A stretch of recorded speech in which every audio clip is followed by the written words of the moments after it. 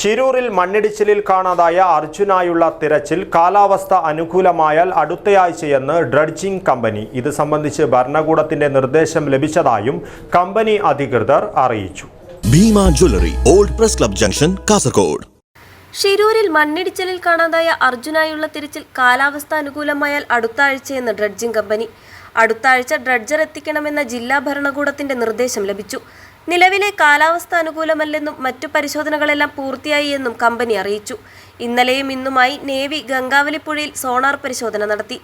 പുഴയിലെ അടിയൊഴുക്ക് അറിയുന്നതിനായാണ് പരിശോധന നടത്തിയത്. നിലവിൽ അടിയൊഴുക്ക് ശക്തമാണെന്ന് നേവി പറഞ്ഞു.